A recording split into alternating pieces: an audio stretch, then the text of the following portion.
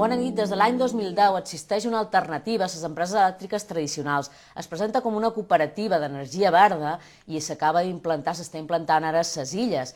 Avui coneixerem un poc com funciona i ho farem amb el responsable d'energia d'Amics de la Terra, que també és soci d'aquesta cooperativa que es diu Som Energia. El nostre convidat d'avui és en Juanjo Torres. Molt bona nit. Hola, bona nit. Bé, comencem per definir de què estan parlant, què és Som Energia.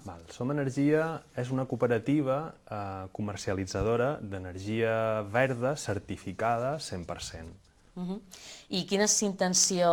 L'intenció és canviar el model energètic actual i arribar a una energia 100% renovable. Quin tipus d'energia ven Som Energia? D'on es treu aquesta energia que es crea? On es crea i com es crea? Exacte. Aquesta energia verda, avui en dia realment el seu origen pot ser qualsevol punt de la geografia espanyola. Tot el sistema elèctric està interconnectat i es produeix a tot arreu de l'estat espanyol.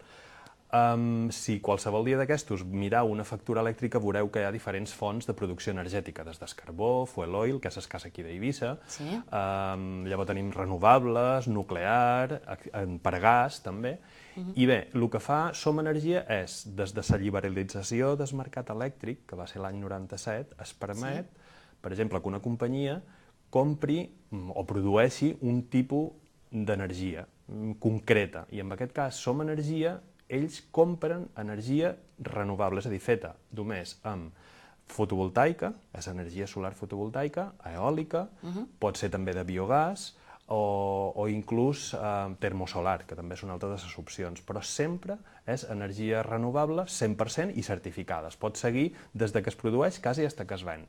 Ja, però a Eivissa no rebem energia neta. Vull dir, si ens passam a Som Energia no podem tenir de totes maneres energia neta.